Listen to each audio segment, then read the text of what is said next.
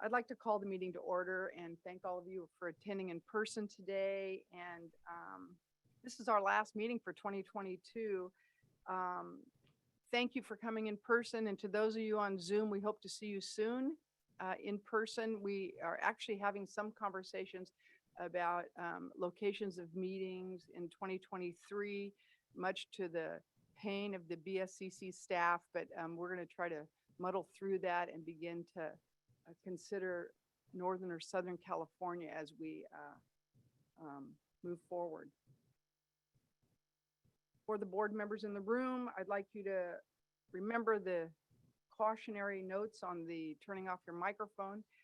Most of you have never been found guilty of that crime except myself. And so I'm actually highlighting that for my own memory, and will help you put yourselves on mute as needed. So are we doing now the, are we squared away on the iPads? So big day. We've saved a lot of trees this morning. Nobody has a large binder in front of them. All of the agendas and materials are on an iPad. For those attending in the room, we have hard copies for you and invite you to grab those and utilize them. We have a big agenda today. So as usual, Adam gets this time to show us all how to behave. Thank you, Madam Chair. Good morning, everyone. We are meeting both in person and on Zoom webinar platform. We will support public participation during this meeting. If you are connecting by phone, please be sure to mute your microphones or phones by dialing *6 to mute and unmute. When you are called upon to speak, please eliminate background noise before unmuting your microphone. If we missed you, please send a written comment to publiccomment@bscc.ca.gov. The email is available on our website as well. Board members on Zoom, if you wish to make a comment on any of the agenda items, please use the raised hand feature on Zoom or physically raise your hand so we could see you. For members in the boardroom, please state your name before you make your comment so that the participants remotely may know who is speaking. Members of the public, we will give the members of the public the opportunity to comment after the presentation of each agenda item and prior to the board voting on that item. Agenda item 5 is the opportunity for any member of the public to make a comment on any agenda items or comments in general. You will have 2 minutes for your comment. Participants on Zoom who wish to make a public comment, again, please email publiccomment@bscc.ca.gov with your name and agenda item you'd like to comment on. You can also use the raised hand feature on your Zoom application. If you are calling by phone, dial *9 to raise your hand. I will call out the phone number you dialed in with.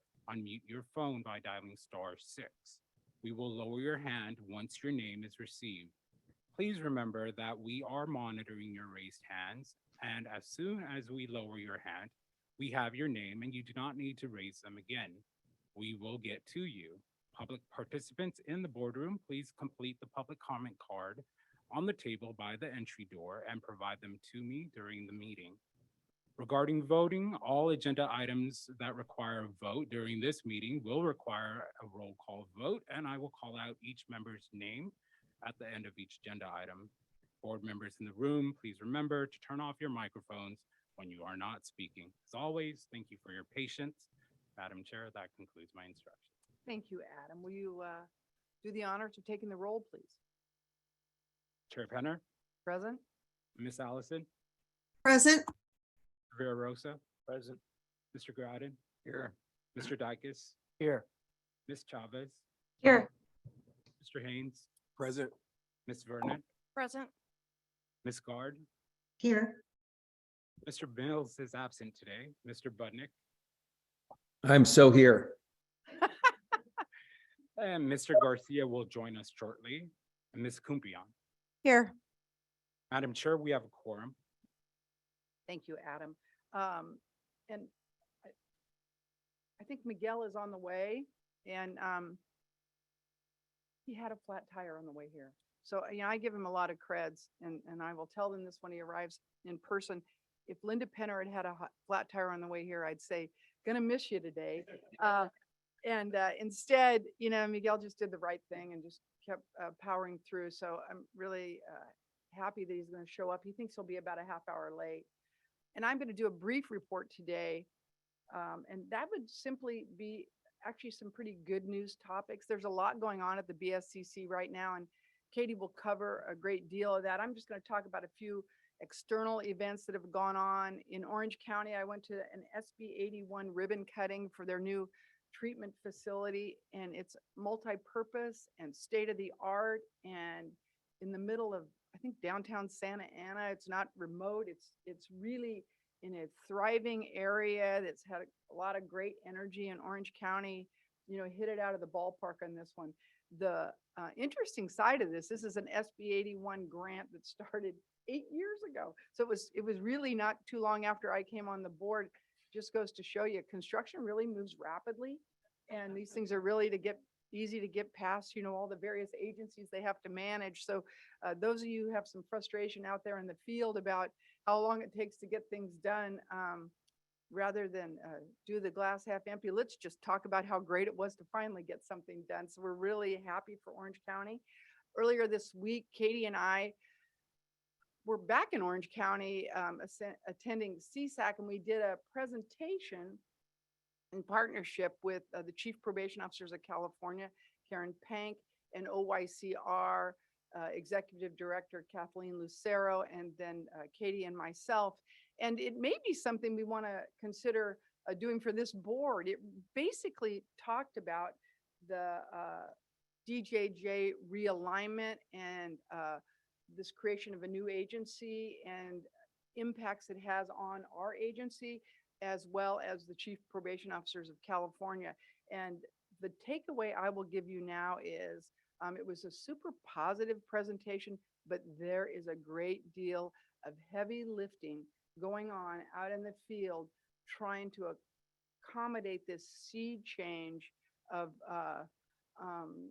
the young people in the state of California coming back to the counties for care and support. Anything you want to add to that, Katie? Okay, great. So without going much longer into Linda world, let's have Katie do her executive director report. Thank you so much, Madam Chair and members of the board. Good morning. Katie Howard, Executive Director here at the BSCC. I want to start with just a huge statement of thanks to everyone on the BSCC team. We are living in modern times, and this is a great place to be.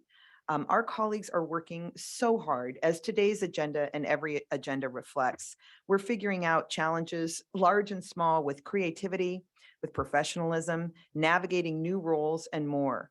And Anita, I might need to file a workers' comp claim if I injure my shoulder from patting everyone on the back, including our fantastic chair, including every single BSCC employee, and even myself. That's perhaps where the injury would come in.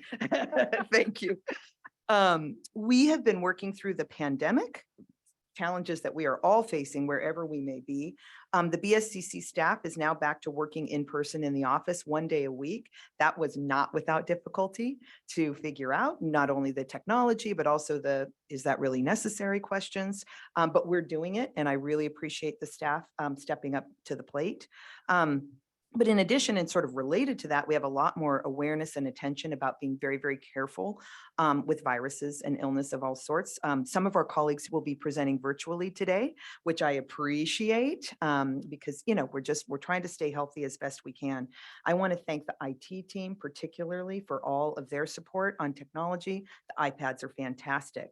I also wanted to mention Colleen Curtin in her new role as the STC director. You'll hear from Colleen later on today's agenda with the compliance report. She started in this role about 5 months ago. Suzanne Collins was our interim deputy director, and I really appreciate Suzanne's work in that role. And then prior to that, of course, we had Yvonne Garner as our STC director for many, many years. Just immense gratitude to Yvonne for her contributions, not only in STC, but across the entire agency. She was instrumental in the transition from CSA to BSCC and so many other things on the admin side of the house, as well as STC. And now Colleen Curtin is in that role as STC Deputy Director. And I want to thank her for the work that she's doing with fresh eyes on that program. It's terrific work, and I'm just really, truly, deeply grateful to all of the BSCC staff. So I just wanted to take a moment to say all of that. More on juvenile justice updates. Thanks, Linda. The first one is about our executive steering committee on regulation revisions. I'm going to say a few status remarks and then ask Chief Haynes if he would like to add some thoughts. The first in-person meeting of that executive steering committee was November 2nd and 3rd, right here in this room. The ESC membership is absolutely outstanding. I want to shout out to Chief Haynes and Miguel Garcia for their collaboration in identifying both the necessary subject matter expert slots and then finding absolutely terrific people to fill those slots. It's a great committee.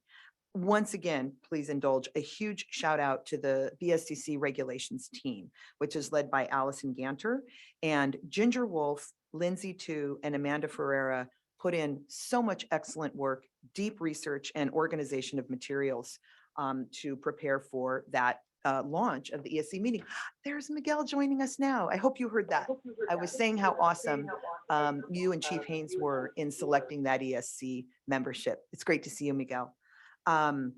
So at the ESC meeting, the materials, which had to be in a 4-inch binder, reflected the voluminous input that we had received to date. Loads and loads of input was sought from all of the subject matter experts across the board. And during the meeting, there was also extensive public comment in the room, which is all part of the process. But on that note, we did not get through nearly as much as at least I had hoped for in terms of the initial pass of the proposed regulations.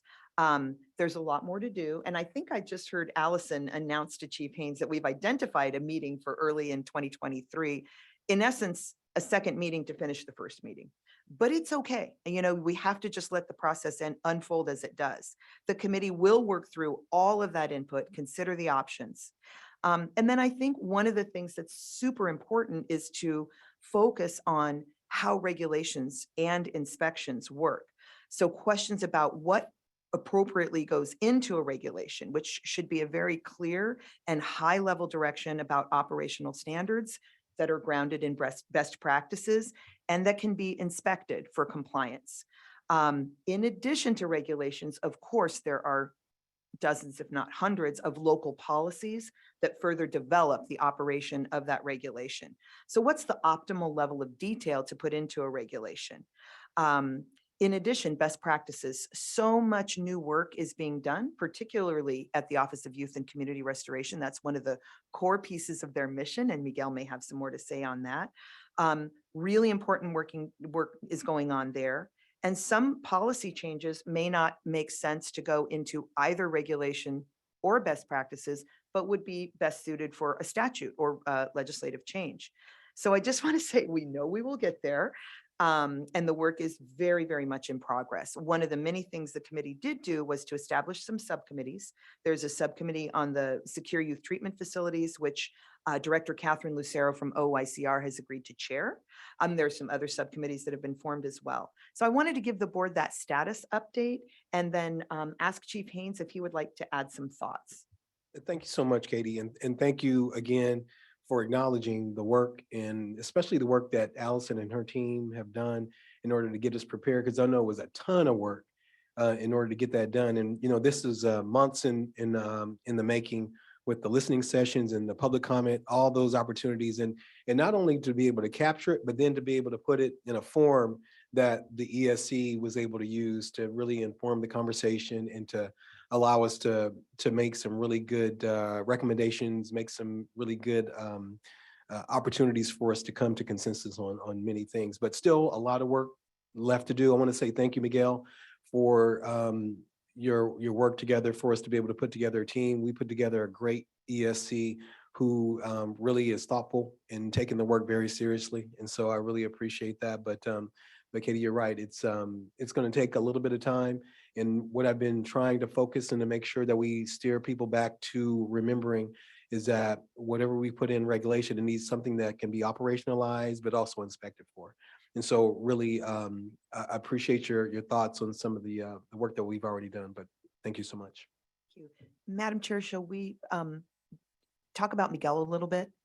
Why not? I think talking about we could do that for the rest of the meeting. I really like the idea a lot.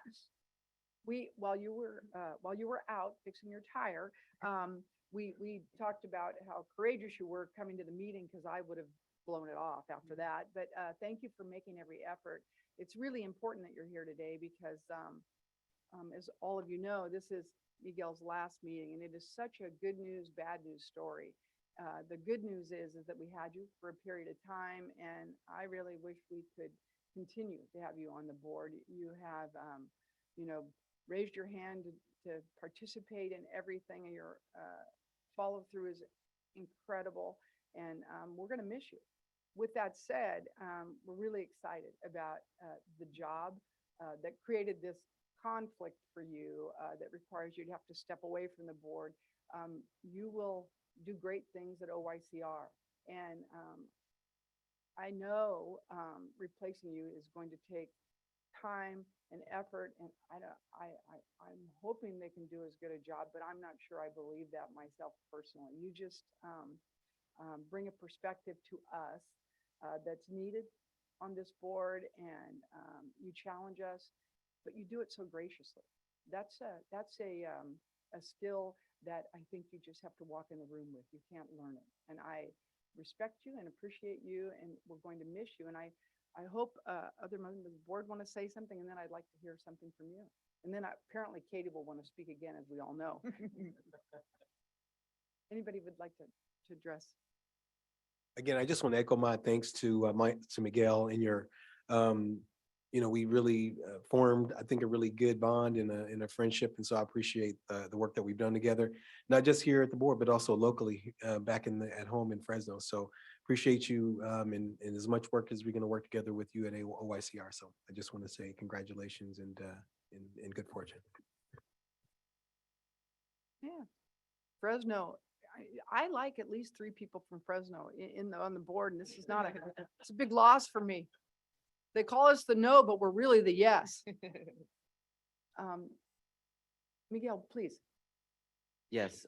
So I had anticipated wanting to write a speech because so many thoughts come into my mind, having, ended up being appointed to this position, but I have to take a step back and remind myself, and would like to highlight my own personal experience within the justice system.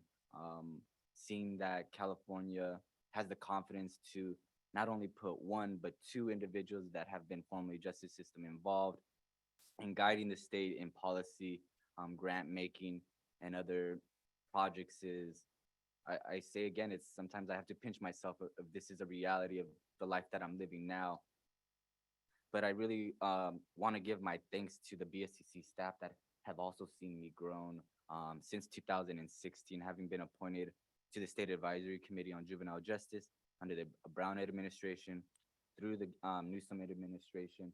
Again, there's so many staff that are running off the top of my head. So in no particular order, Eloisa, thank you so much for being just an awesome champion for the youth. Allison Ganter, Ginger Wolf, Timothy Pulaski, Adam, Katie, Aaron, and so much of the BSC staff. Like, I've been part of this team in a way that not on the board, but through other avenues, and it has helped me grow professionally as a person.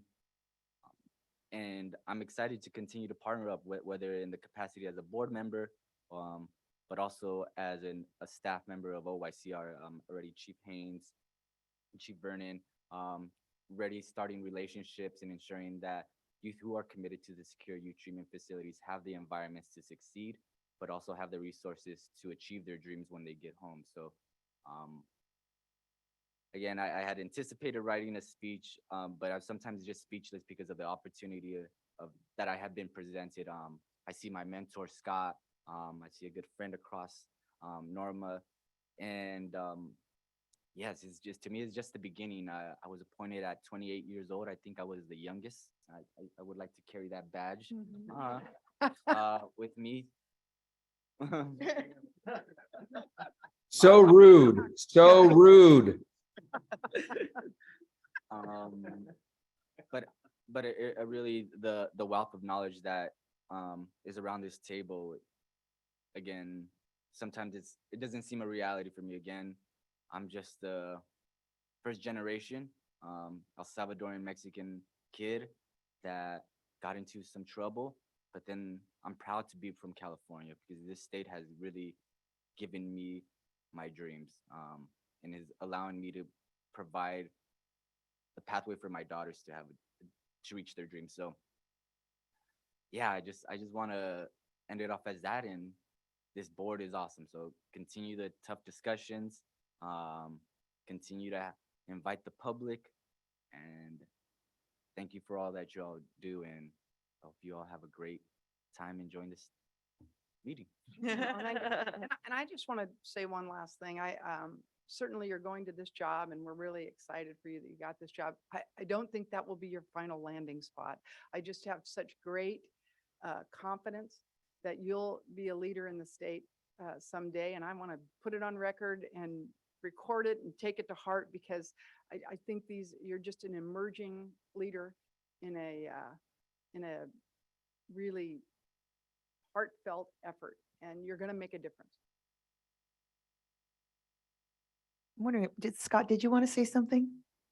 Yeah, I just wanted to say, I have so many memories sitting with Miguel in the Ventura DJJ facility when he was in all gray, sitting in the day room in our mentoring sessions and him telling me what he was going to do with his life. And I hear that a lot. And sometimes it turns out and sometimes it doesn't. And he said he was going to go finish college and get his bachelor's. He went and did that. He said he was going to help kids that went down the same path he did change their lives. He's doing that. And it's just amazing to see him today and with those memories of where I used to talk to him and what we used to talk about. So Miguel, I'm proud of you. I love you. And I agree with Linda. This is not your last stop. Look forward to seeing everything you're going to do. All right. We have to give the microphone back to Katie. Thank you, Linda. And Kathy Allison. oh, go ahead, Sorry, Kathy. Secretary Allison. Well, first of all, congratulations, Miguel. It's been a pleasure working with you over the years and you sharing your insight to make the system better, whether it's with CDCR or now outside of CDCR. So I really wish you the best. But I think it's like the worst kept or the best kept secret because I guess I don't know what your new role is. So can you share what your new role is? Yes, so I am a regional specialist with the Office of Youth and Community Restoration. I'm within the county coordinating division, and so what our unit technically does is review the Senate Bill 823, also known as the Juvenile Justice Realignment Block Grant, and we help counties, ensure that they're achieving their goals and providing their staff the environment, the youth the environment to succeed and prosper. So I'm excited, again, having worked with Chief Haynes quite more often than more others on this table, but even to establish the relationship with Chief Vernon, it's again, sometimes I have to pinch myself that this is my reality now, and I'm excited to do the good work. So Excellent. Thank you, Miguel. Good luck. Any other hands up? Seeing none. I just want to put in to be your campaign manager. When you run for office, Miguel, don't forget the little people. Congratulations. I'm happy for you. Great. Okay, Katie. Thank you so much, Madam Chair. Miguel, I know that we will continue to see each other and work together. Thank you for all the acknowledgement of staff and team. And it's clear that the feelings of respect and appreciation are mutual. So thank you so much. And we are going to miss you on the board. Turning back to other juvenile justice related updates, Linda mentioned that we attended the CSAC conference and presented a panel on Tuesday. Linda and I also had the opportunity to meet for lunch with the recently appointed OYCR ombudsperson. Her name is Efrat Sharoni, and Efrat and Catherine Lucero and Linda and I had a really, really great conversation over lunch. I think Linda and I chatted afterward and we were sort of like, yeah, that is a great person to be the ombuds. She's terrific. She's very, very eager to meet with us, talk about what the BSCC responsibilities are, establish some good communication sort of protocols and triage. She will be getting hundreds of inquiries in her role. And so we, of course, want to be a resource to her. Of course, primarily on the facility related things, but hey, BSCC, do you know about this? What can you do about this? So I just anticipate that that is going to be a mutually beneficial working relationship. And I'm really excited to get that going. Adam's working to find a time for a Zoom meeting so we can, begin to, again, operationalize things. The next update in the juvenile justice arena is on the transitional housing funding that was included in the budget this year. A big shout out to Aaron McGuire and Casey Warmoth, who worked very quickly to figure out how we were going to administer the $3 million in funding for up to 1 year of transitional housing for youth who are coming out of DJJ and who are at risk of being homeless. Counties can either apply to the BSCC directly for these funds, or in addition, we're very happy to let you know that we've entered into a contract with Amity Foundation to provide placement services for youth. And we've already had at least 6 counties contact Amity for those services. And they're working on pre-release plans with service providers in their network. There's great information on our website. If anybody has questions on that, we're happy to refer you to more information on the transitional housing. Anything to add? Okay, great. Thanks, Erin. There's a new federal grant program coming our way. You're probably aware of the recent passage of the federal Bipartisan Safer Communities Act. The grant acronym is a new one, the State Crisis Intervention Program, the Burn SCIP program. Like many federal grants that address work in our field, this is administered sort of like Burn JAG, but it's a completely separate grant. So the funding in the new gun safety bill really focuses on largely court-centric work having to do with the implementation of extreme risk protection order programs, crisis intervention court proceedings, which might be a collaborative court like a mental health court or a veterans court that has some aspect of gun violence focus in there. The grand total that's being allocated out over a 5-year period is 257 million. Actually, I might be saying that wrong. There's going to be a total of 750 million over the next 5 years. The first allocation was 257 million across all of the states and territories, and California has just about $30 million available. We're working on getting that application in, and our field representative, Ian Silva, will be working on this program. Happy to take any questions that you may have on the Burn SCIP, and we'll be giving you more details at the February meeting. Okay, great. I wanted to mention that we're really having some challenges in our executive steering committee recruitment process. And unfortunately, that's going to result in some delays in the launch of our new competitive grant programs. When we met in July of this year, the board approved 4 new executive steering committees, one for organized retail theft prevention and the vertical prosecution grants that was combined. Next, the local law enforcement gun buyback program. The third was the missing and murdered Indigenous people grant. And fourth, the mobile probation service centers grant. We had tentative timelines that we would even be bringing RFPs to you at this meeting. But unfortunately, we are really having a tough time getting volunteers to come on these executive steering committees. We had to take sort of extra action on, as we will explain in that agenda item, on the mobile probation service centers grant, because the timeline is so short for the encumbrance of those funds that, again, our staff team stepped up to the plate. Ricardo Goodridge and Casey Warmoth just figured it out and put together a draft RFP that's going to be before the board today. We are attempting to recruit members from the public. We always put the button on the BSCC website. We also contact local governments and community-based organizations, county partners, and we really need to populate those 3 remaining executive steering committees. At the last meeting, I think we also wrote into several of the grants that where we need to, we may need to do scoring panels rather than full-fledged executive steering committees. So we're trying to update our procedures as we can creatively, and there will be more to come on that. You also have allowed us to add staff members as raters on some of these grants in the event that we're just not able to find executive steering committee members. Are there any questions or comments on that? Our ESC woes? Okay, I would like to turn to the COVID-19 updates from the local facilities and to remind the board members, some of you were not on the board when this launched. When the COVID pandemic hit, understandably, there was huge concern across the state about what was happening in local detention facilities with COVID. And after it became clear that the data reporting that was going into county public health agencies was not sufficiently granular to be able to determine which COVID cases were actually happening inside of detention facilities.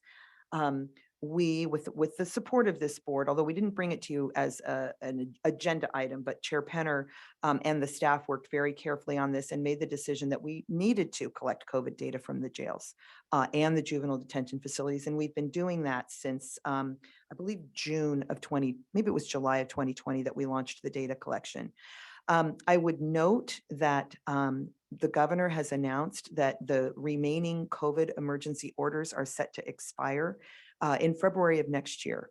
So we will be talking with you again in February about the possibility of ending the COVID local data reporting from the facilities. We know there continues to be a lot of interest in it. And yet it is something that's going to need to come to an end at some point. So I just wanted to flag that for the board's information today. And then I'll turn now, and thank you, Adam, for running the slides on the recent population trends in county jails. We begin with the adult data, and then the juvenile data will be part two. You've all seen these trend lines over the last many board meetings. This is the statewide average daily population in county jails. The numbers have been mostly steady, since they leveled out in December of 2020. So they've been between 60 and 62,000 average daily population statewide. You see them from the most recent week that's available. We had just under 62,000 people in county jails across the entire state. Next slide. Testing data is on the top of the page here. So you can see that the number of tests statewide have moved up and down, and they're basically reflective of when there have been surges and more tests are taking place. On the week most recently available, you can see that there were about 8,500 tests conducted. And I don't need to remind you about the lows and highs because of the public health restriction on numbers under 10. We have to create a band of the numbers. If the number is 1, we show you that line. And if the number is 10, that would be the other line. But very generally speaking, when the number is fewer than 10, you can expect that that's likely 1 or 2 cases. The trend line on the bottom of this page is the total number of confirmed positive cases. I certainly view the number of 54 as relatively good news. In my own personal extended friend and family life, I have known many people with COVID in the last 2 months. But in our county jail population, in terms of confirmed positive tests, that number is somewhere between 54 and 225 across the state. The positivity rate is the next one. And you can see that the positivity rate is somewhere between 0.63% and 2.58, again, closer to that lower band number. Hospitalizations are the bar chart there. And these low bars that you see across, many of the lines in the recent months, that's 1 person being hospitalized across the entire state. And in the last several weeks, there have been no hospitalizations from COVID. Next are the juvenile facility slides. As you can see, the population in juvenile detention facilities has gone up a bit from the week most recently available. The total statewide average daily population is 2,600 juveniles. The next slide shows, again, the case trends. The top bar or the top trend lines are the number of juveniles tested, about somewhere between 486 and 765 young people were tested last week. Very small number of positive cases, again, closer to 3 than to 30. Not to say that every case doesn't matter, of course it does, but it is good to see these numbers coming down. The case trends is the next slide. Pretty similar to the adult numbers of 0.62% at the low, 3.92% at the high of a test rate. And I do believe we've had no hospitalizations because the data would be there if they were there. Madam Chair, that concludes my report, and I'm happy to take any questions that the board may have.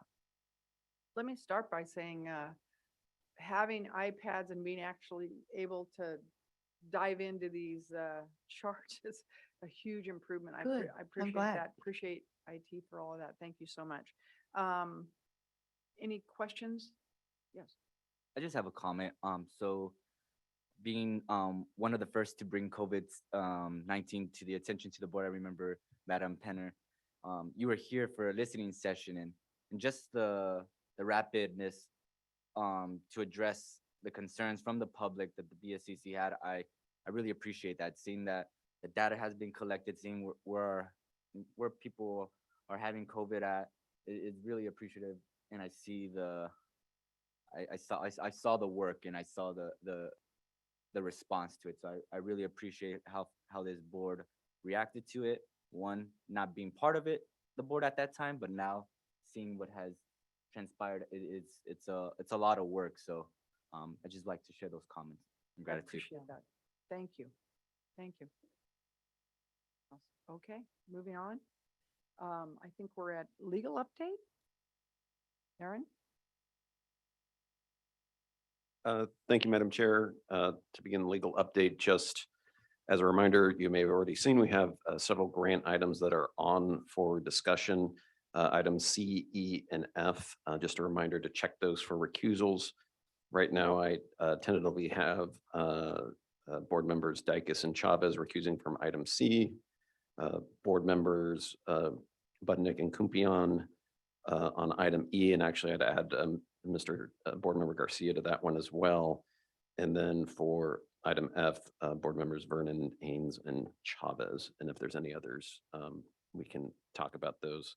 And I think Sheriff Dykes is going to elect to abstain from voting on the Title II item because there's a grantee that's in San Bernardino County for that one, and I'll note that as well. The other legal item I wanted to bring to the board's attention is, as you know, we're in the process of the having submitted the adult regulations revisions to the Office of Administrative Law. They go through a process of technical review, including reviewing the proposed changes to regulations for things like making sure they're not duplicative of existing law, and also making sure that they're clear and unambiguous when we're doing that. And as part of that review, the office has made some recommendations and suggestions on 2 of our regulations, one dealing with suicide prevention, the other having to do with outdoor rec time.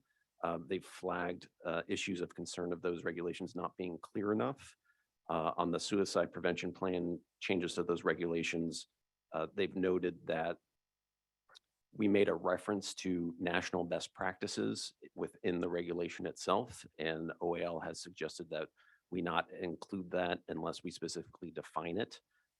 So we've, even though the regulation itself and the requirements in that are reflective of that best practice, the reference to national best practice should be stricken because it's not as well defined. So we are going to do that, which is sort of a lesson learned in terms of going forward as we talk about best practices in the juvenile regs side, which is we shouldn't make reference sort of obliquely or vaguely to best practices. We need to make sure that we define what those are clearly in the regulations going forward.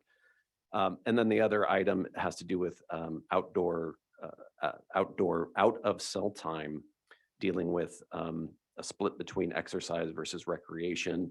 They've recommended that we include a total number of hours that's required for out of cell time as opposed to breaking them out into 2 different sections, which again is for clarifying a little bit of the catch-22 when you are looking to clarify the regulations is that if you make changes to clarify what you were trying to do, it requires an additional comment period, which is either 15 or 45 days.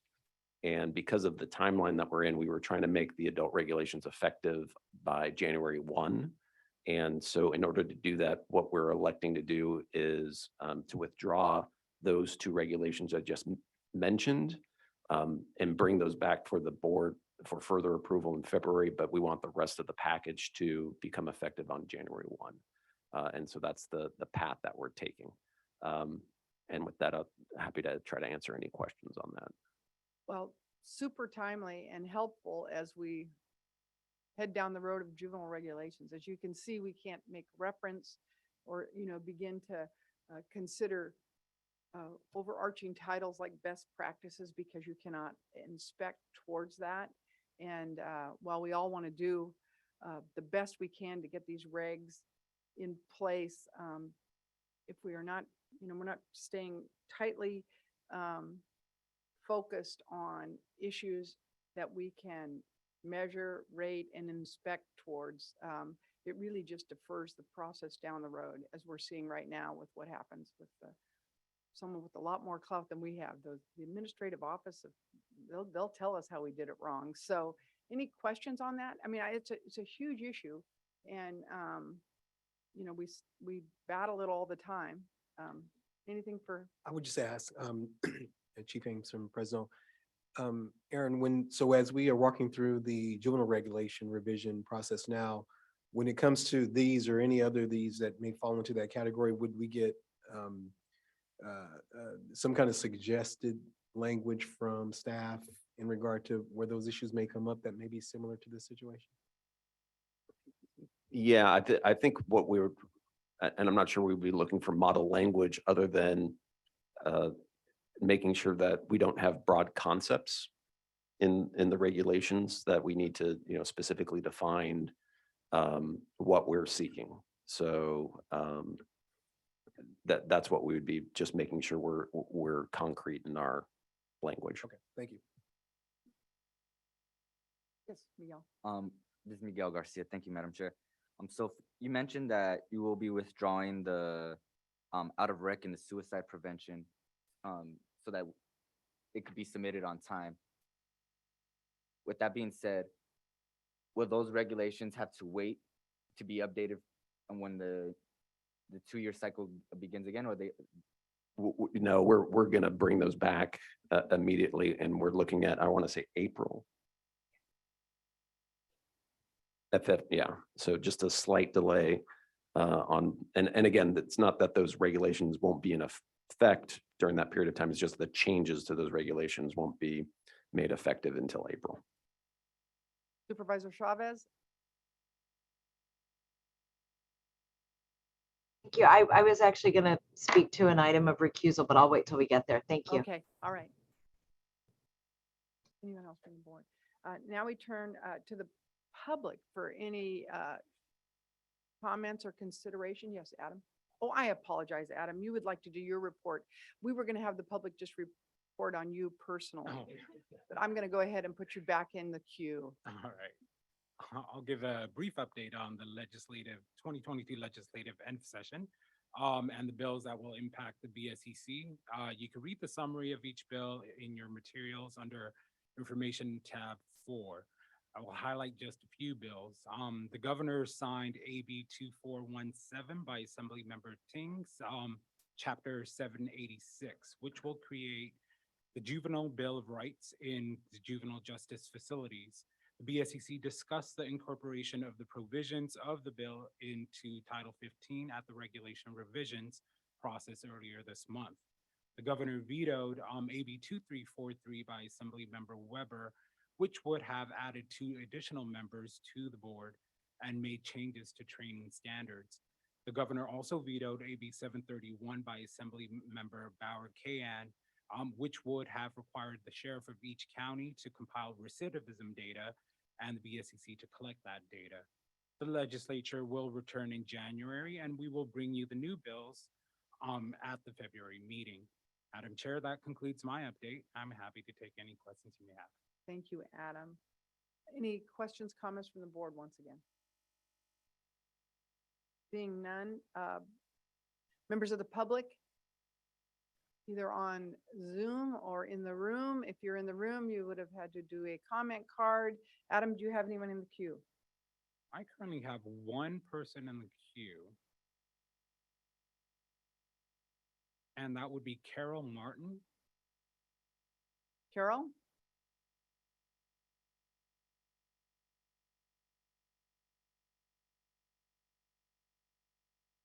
Carol, feel free to unmute yourself.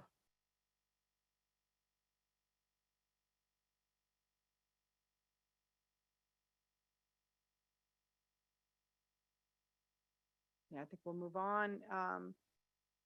If Carol does return, there was a portion at the end of the meeting, there were any comments that she might want to have made at this juncture could be made. So moving on to the consent calendar. Any board members wish to pull an item from the consent calendar? Any members of the public? I'd ask for a motion and a second on the consent calendar. This is Kelly Brennan, move to approve. Thank you. Second.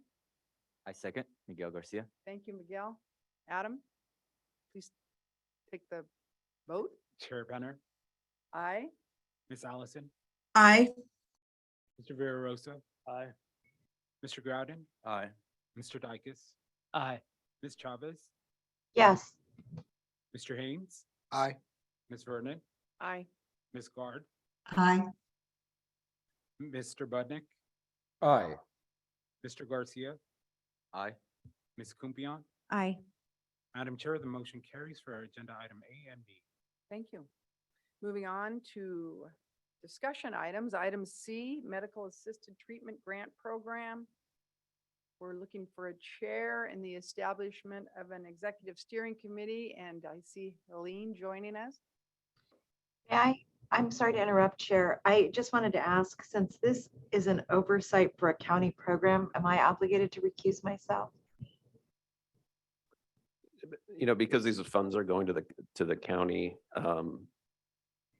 Supervisor Chavez, I think it's okay for you to, recuse on this item. Okay, thank you. And then I think Sheriff Dykes, we would ask you to recuse and Sheriff Groudon as well to step out of the room on this particular item before we take it up. As these are funds going to counties, most likely to sheriff departments. Budnick has his hand up. Mr. Budnick? Yeah, I have some comments about the medically assisted treatment program. Do you want me to say those now or in a bit when you're doing If you public? wouldn't mind holding for just a moment, we'll listen to the presentation, and then I think it would be appropriate to take your comments at that point. Thank Great. you. Helene?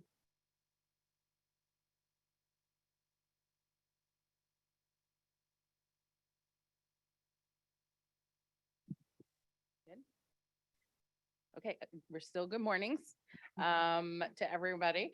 And my name is still Helene Zentner. I'm a field representative with the Corrections Grant and Planning Programs Division and Program Lead for the Medication Assistant Treatment, or MAT, grant program, and I will be presenting Agenda Item C. This agenda item requests the board's approval on several actions: to establish the Medication Assisted Treatment Grant Executive Steering Committee, or ESC, and appoint a chair; to delegate authority to that chair to work with BSCC staff on an executive steering committee membership to relevant subject matter experts; and to authorize the ESC to oversee development of the MAT grant program RFP and make funding recommendations to this board.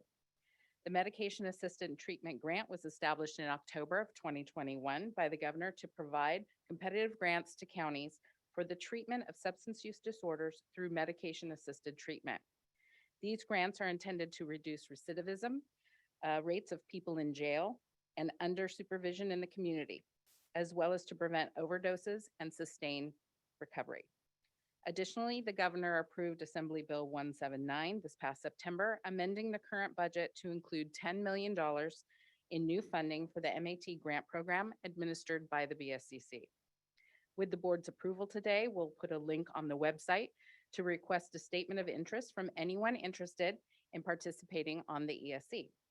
The ESC will develop the RFP, will oversee the application process, read and rate proposals, establish data measures and outcomes, and subsequently make funding recommendations for awards to the board based on the results of the proposal evaluation process. For your review within the agenda item, I have provided a tentative timeline for the MAT grant program RFP process, culminating in potential awards for funding being presented at the September 2023 board meeting, with the grants beginning shortly thereafter. In summary, staff is recommending the board to, 1, establish the Medicated Assistant Treatment Grant Executive Steering Committee and appoint a chair. To delegate authority to the chair to work with BSCC staff to establish an executive steering committee membership with relevant subject matter expertise and to modify the membership as necessary. 3, to authorize the ESC to oversee the development of the Medication Assisted Treatment Grant Program, RFP, and make funding recommendations. Thank you for your time, and I'm here for any questions.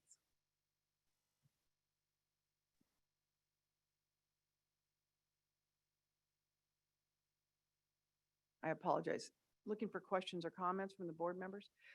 I think I have to make a comment at this point. We're looking for somebody to chair the executive steering committee.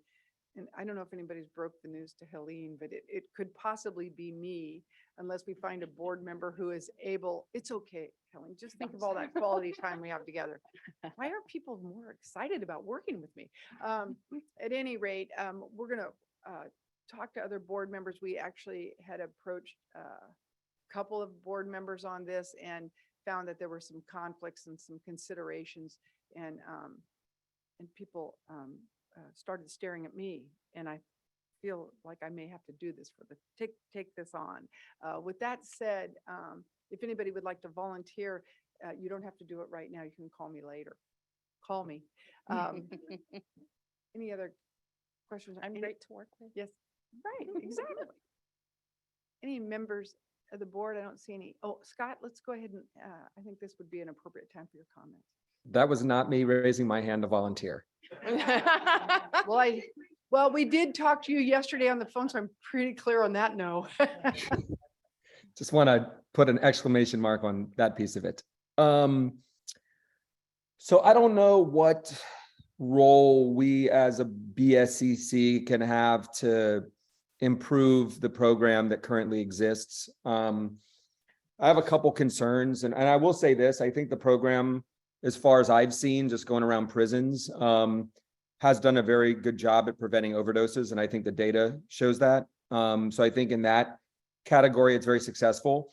I do not think there is going to be data that shows it reduced recidivism and or sustained sobriety. I think my biggest concerns from every prison I've been to is, one, doctors overprescribing and prescribing Suboxone to people who have never had heroin problems in their lives. So all of a sudden they're addicted to Suboxone when before they have not used heroin or have not used Suboxone. Secondly, and I'm talking about hundreds and hundreds of people that have told me they didn't have a problem until they went on medically assisted treatment. So I do not know why doctors would prescribe a drug that's supposed to be used for heroin addicts to people that are not heroin addicts. So that would be number one. And what is the oversight there? And I think number two, the form in which they give the Suboxone out at pill call has led to it being basically a free drug for many people in the yard. People are taking it, not using it, cheeking it, bringing it back. And I was very alarmed at my last visit to Valley State Prison, which is supposed to be the governor's Norway pilot program, where they have 700 youth offenders, 18 to 25 years old. And from what I heard from the youth offenders is that almost all of them have become addicted to Suboxone. It's a massive rampant problem. They're snorting it, they're shooting it. And these are young people who have come into the adult prison system not as heroin addicts, and the adult prison system has made them heroin addicts. And I think a lot of people, and not Secretary Allison, she's heard this from me before and she's heard my concerns. Like a lot of people on the medical side of the house have their feet dug in, and in the receiver's office have their feet dug in on this great program that they've created and are not being open-minded and open-eyed on the extreme harm it's causing to people, especially young people in the system. They're just trying to defend a program that has got a lot of money out of our state budget, as well as paid Big Pharma a lot of money to provide Suboxone.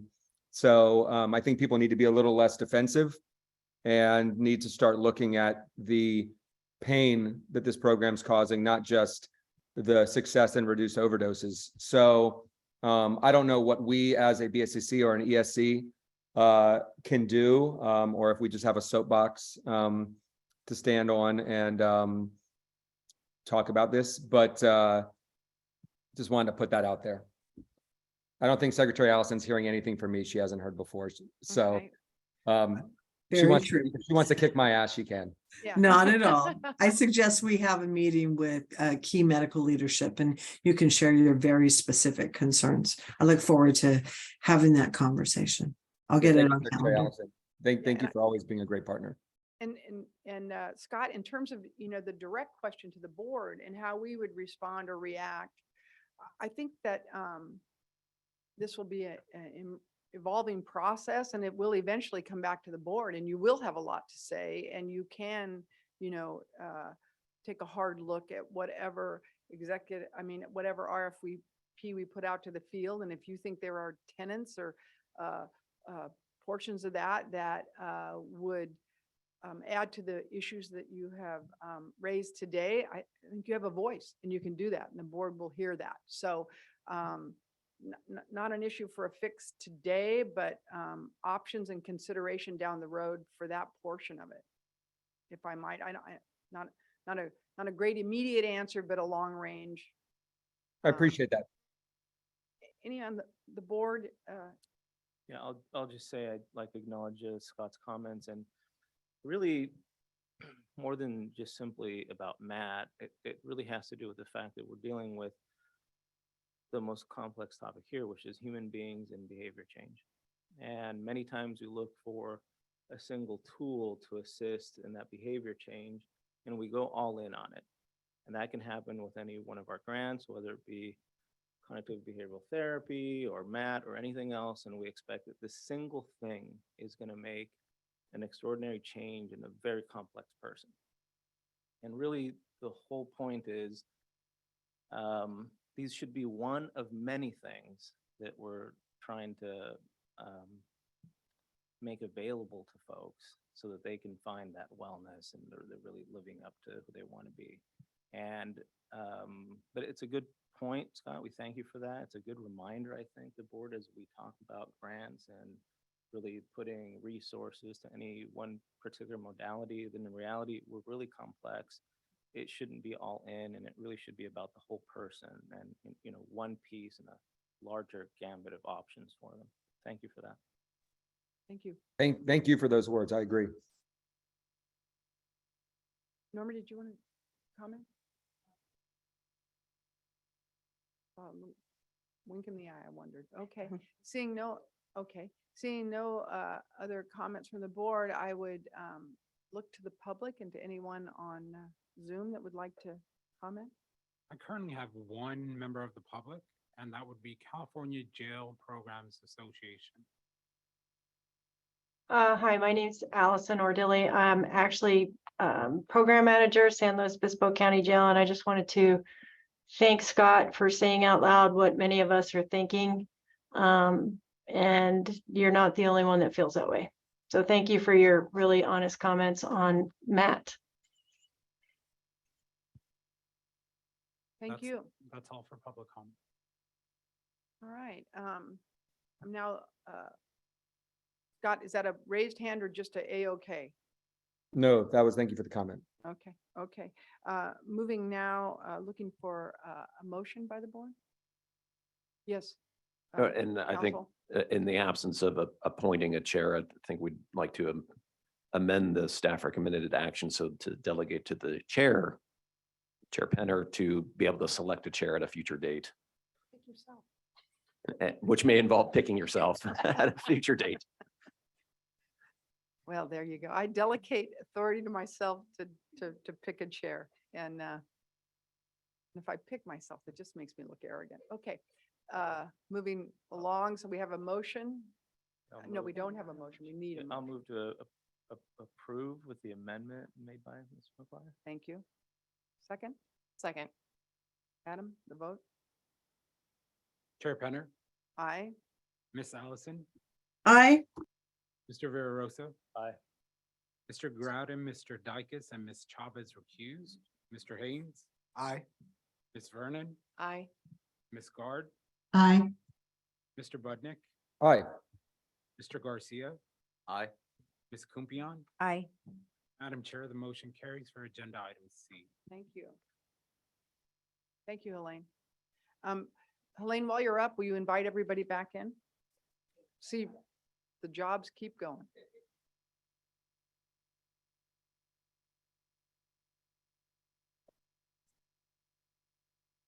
Our next presenter will be appearing virtually, and there she is. Hi, Katrina, how are you?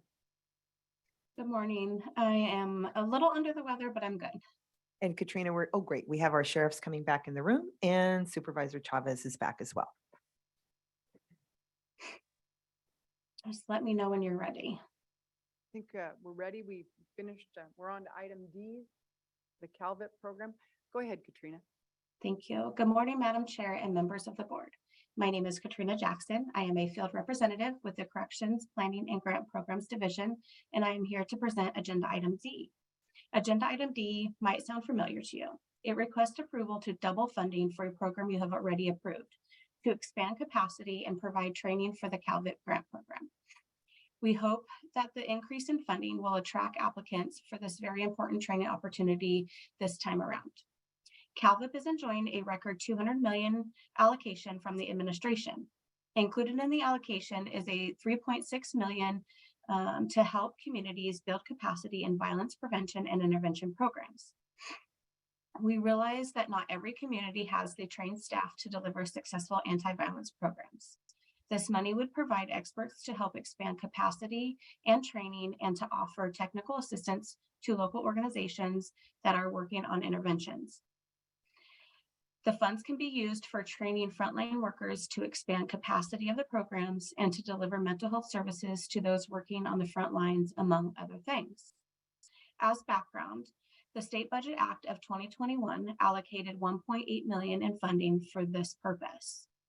The CalVIP Executive Steering Committee was convened and recommended the funding be allocated to 5 categories: training and certification for frontline workers, mental health services for frontline workers, regional technical assistance, convening capacity, and professional development. We were surprised when we received no response to our release of service contracts. Since that time, the State Budget Act of 2022 included an additional $1.8 million in funding to promote these activities. We hope with the larger amount of funding, we will entice more responses. Staff is requesting the board to use the funding from the State Budget Act of 2022 to double the funding previously awarded to the categories listed on the slide. Category A will receive an additional $750,000 for a total of $1.5 million in funding to provide training to community-based violence intervention and prevention professionals to expand the field of frontline workers. Category B will receive an additional $500,000 for a total of $1 million in funding to provide supplemental grants for CalVIP Cohort 4 grantees to provide mental health services to frontline workers and their families to deal with the stress and trauma of the job.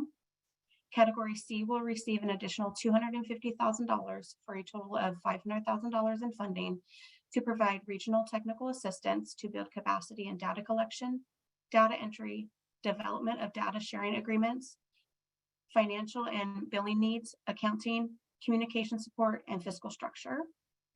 Category D will receive an additional $150,000 for a total of $300,000 in funding to convene specific strategy meetings that would bring together the entire cohort to identify and share best practices. And category E will receive an additional $150,000 for a total of $300,000 to fund in funding, sorry, to institute a culturally relevant professional development pilot program for frontline workers. In closing, staff recommends the board approve the request to increase the previously approved funding by 1.8 million for a total of 3.6 million in funding to develop service contracts and supplemental grants for technical assistance, expand capacity, and provide training for the CalVIT program. That concludes my report, Madam Chair. Are there any questions? Looking to the board, any questions or comments? Seeing none, yeah, I'm not seeing anybody raise their hand. You know, a curious situation we find ourselves in. There's a great deal of money that's trying to get out to the field, and I'm a bit confounded as to what's going on. It's a good news story in many ways, and when you look at the service areas that they're, you know, attempting to provide help in, you know, I'm a bit confused looking to anybody that might have some insight into that, or, you know, whatever marketing or what we can do to, you know, to push that money out. We're open and ready for answers. So, all right. Any members of the public wish to comment? There are no members of the public. Thank you. I'm looking for a motion and a second to Dean- approve Dean- the recommendation. Thank you. Sorry, Dean Grouden. I'll make a motion that we approve staff's recommendation. Second. Shannon Dykus, a second. Thank you. Adam? Chair Penner, Aye. Miss Allison.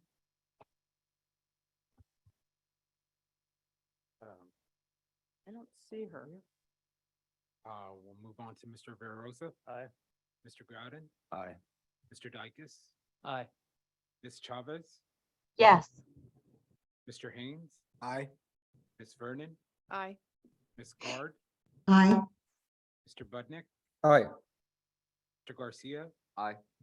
Ms. Kumpion. Aye. Going without Miss Allison, the motion carries. Okay. Hey, there's Miss Allison. There she is. Miss Allison for agenda item D. I'm sorry, I'm having trouble hearing you again. I apologize. Okay. Maybe you'd like to abstain in this instance if you didn't get to hear the whole item. Can you hear that? I could hear the presenter. I can't hear you guys. Yeah, the Presenter, I could hear clearly too. Yeah. Oh, all right. Thank you for letting us know. Is that better if I get much closer to the microphone? Yeah. Okay. Thank you.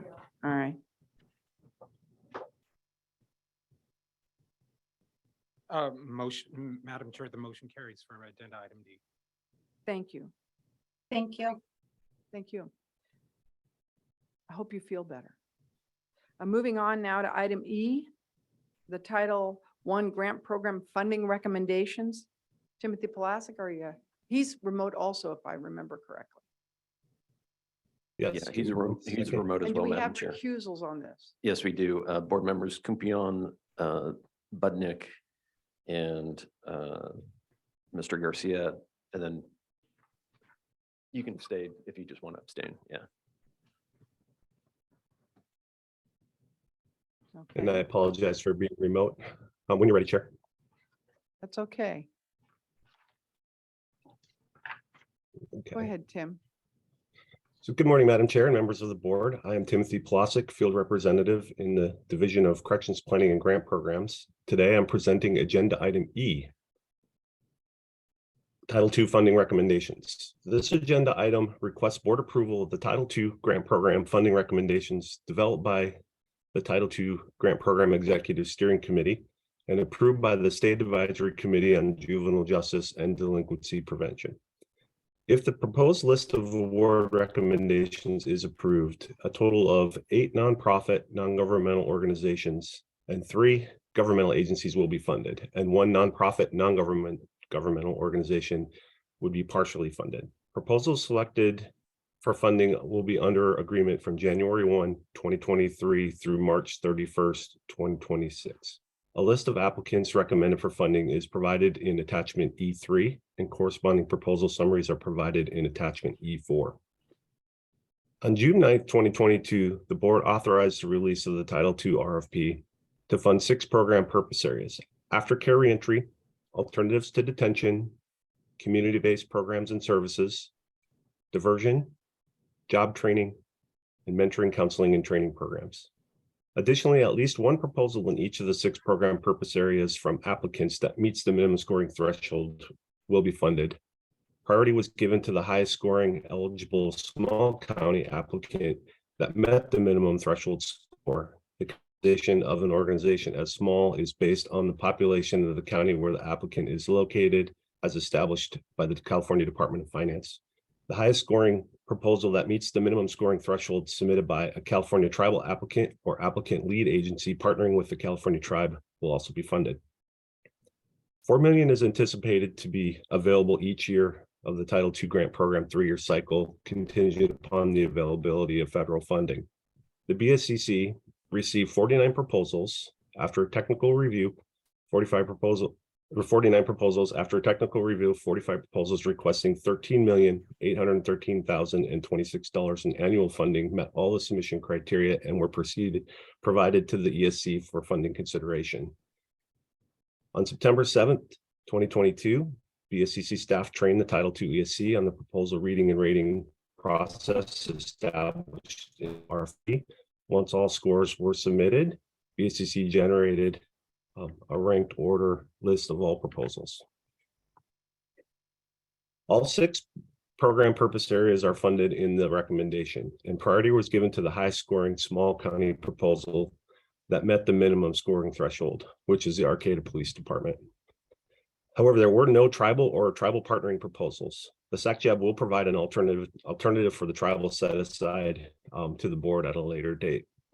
I'd also like to note that there is a letter of concurrence from the Office of Youth and Community Restoration in your materials as attachment E6. As you may recall, part of the recent legislation on DJJ realignment is a requirement that OYCR concur in juvenile grant awards. So I wanted to point that out to you. For this agenda item, staff recommends the board take the following actions. Approve the funding recommendation as adopted by the SACJAB at its October 27th, 2022 meeting. Authorize staff to continue to make awards from the proposal ranked ordered list if any applicant is unable to accept the award or relinquish an award, first by offering to any partial awardee and then to the next highest ranked proposal. Authorize staff to continue to make awards from the ranked order list if staff determine during the follow-up award making process that an applicant recommended for funding is ineligible, if a grant program becomes ineligible during the grant cycle, or if the award is relinquished during the grant cycle, and authorize staff to further fund proposals with unspent prior year grant cycle funds that become available following a reversion. This concludes my report. I'd be happy to take any questions. Thank you, Tim. Any questions or comments from board members? Madam Chair, Kirk Haynes, there is one program, Reading and Beyond, that is from Fresno. I'm not sure if I should abstain, but I just wanted to make that known. It's not required, but if you would like to abstain, you certainly can, as long as we have enough votes.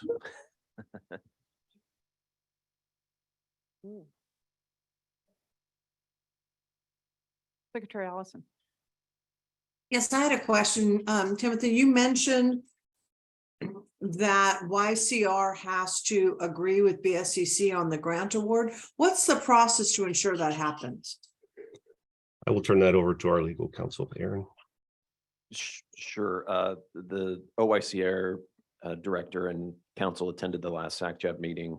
And if you look at the attachment item E6, we provided them with the board report and the funding recommendations, and they provided a letter of concurrence, which is in part of the binder.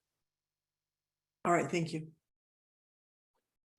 No, that's an excellent question and a good point, Secretary Allison, that, you know, in these instances with the OYCR coming on board, we're working really hard to stay in close contact with them. We have monthly meetings with them. We've done a number of presentations with them. And when we embark on one of these grant processes that we know we're going to want to have concurrence in at the end of the process, you know, we keep them informed and, you know, try to work towards, you know, very seamless agreement on issues. And as I said to the body that we spoke to this week. I suppose if, we had an issue where we did not have agreement, we all have a boss. He resembles the governor of the state of California closely. And I think he or his staff would weigh in to help us with any stalemate that we might have in that process. But a good point you make. Thank you. Any other questions from, Just, so if we were to suggest or pass any amendments, you'd have to go back to them. Or would we skip the vote if there are amendments to gain concurrence and then have it come back? Yeah, I think what we would, if there were amendments, and I hope there aren't any, yeah, we would go to OICR and then ask for a subsequent documentation of their concurrence. And then if at that point they disagreed, then we would have to come back to the board in February. good process points? Katie loves process. Okay, any members of the public wishing to comment on this item? We have no members of the public. Thank you, Adam. A vote, please. No, I need a motion in a second. Sorry, I apologize. Dean Grouden, I'll make a motion to approve staff's recommendation. All right. Kelly Second. Vernon, second. Thank you. Adam? Chair Penner, Aye. Mrs. Allison, Oh, aye. Mr. Villarosa, Aye. Mr. Grouden, Aye. Mr. Dykus, I'm abstain. Ms. Chavez, Yes. Mr. Haynes, I'll abstain. Ms. Vernon, Aye. Ms. Guard, Aye. Mr. Budnick, and Mr. Garcia, and Ms. Kumpion recused. Madam Chair, the motion carries for agenda item E. Thank you. And we can re-invite our recusals back.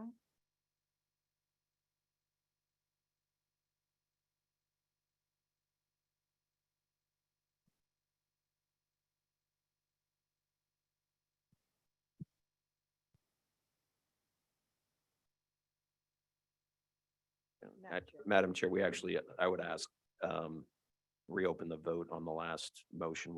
I would ask Chief Haynes if you wouldn't mind providing a seventh aye vote. Well, now there's a new caveat to Yeah. the. Adam, you want to? Chief Haynes? Aye. Madam Chair. the Thank you. motion Now the carries. motion Thank you. carries. Thank you. Wow. Kirk Haynes trying to leave before he took an aye vote right there. Thank you. And yes, let the record reflect that Chief Haynes and Chief Vernon are leaving the room, and let the record also reflect that we are honored to have Deputy Director Ricardo Goodrich on this next item, where we will be talking about mobile probation service centers. Thank you so much. Aaron, should Sheriff Dykus and I consider recusing ourselves from this one? I mean, we're not gonna be. Sheriff's departments aren't eligible for this funding, so you're okay.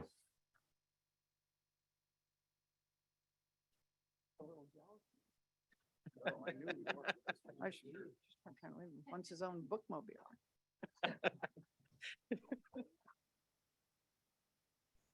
And One more hand. Yes, Supervisor Chavez. thank you. I believe I am asked to recuse from this item. I just want to confirm with council. Yes, Board Member Chavez, thank you. Thank you.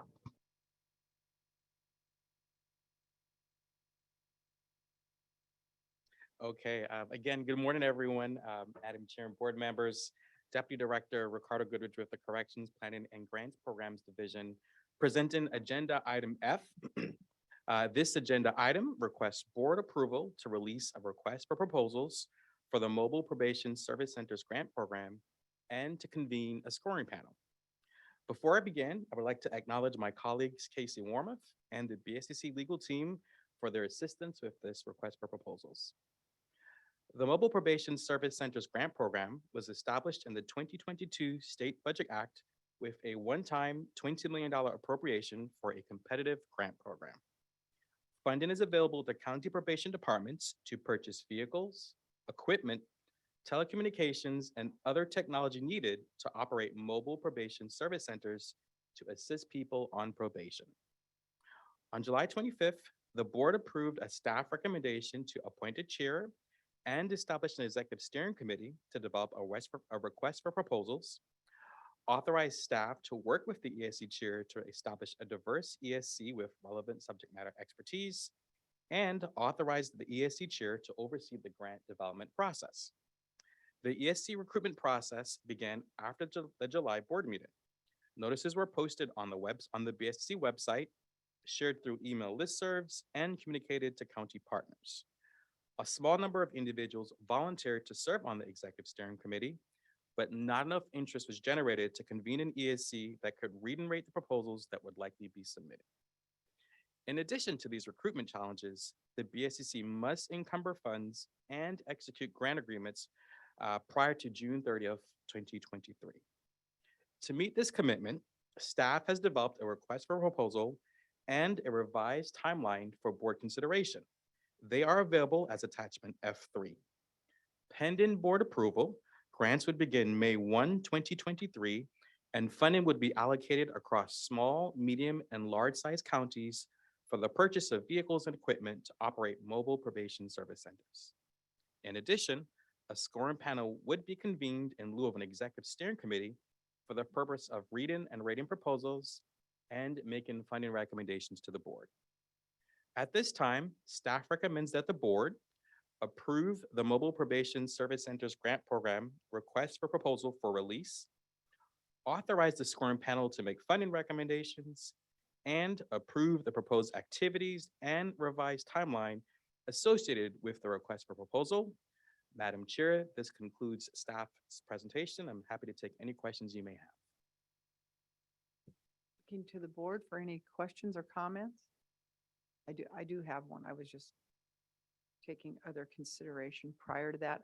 I understand that this was done in very short order, and often when you look at these agenda items, you think, oh, well, it went through,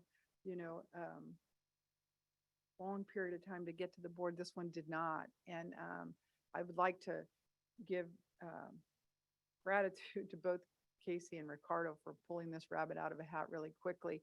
And because Ricardo did such a good job, in lieu of his birthday being tomorrow, we allowed him to present today as a birthday gift from, all of us here.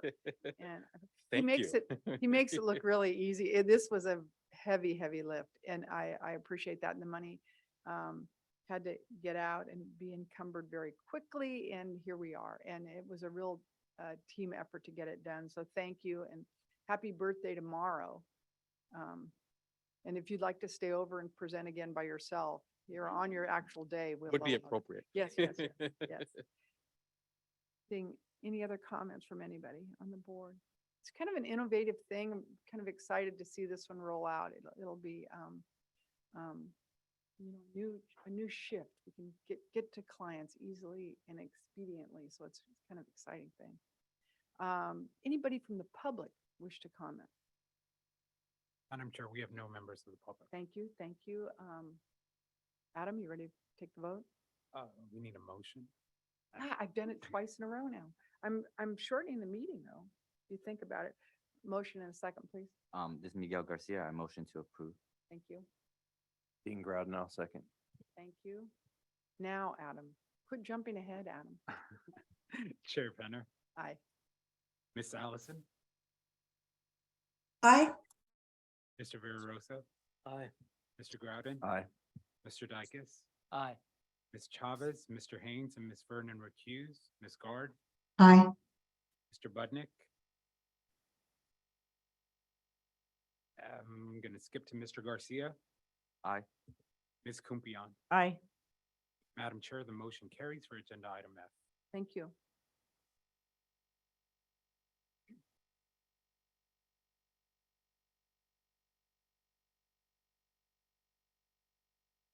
Share my screen.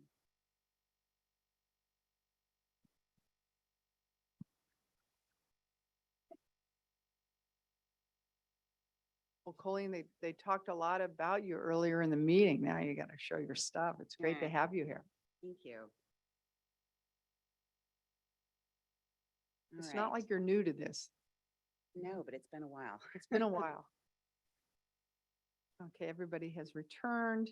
We are on to item G, which is an information item from STC. Okay, thank you. Good morning, Madam Chair, members of the board. Colleen Curtin, Deputy Director of the Standards and Training for Corrections Division, also known as STC. I'm presenting agenda item G, which is STC's annual compliance report and annual update. This is an information item only.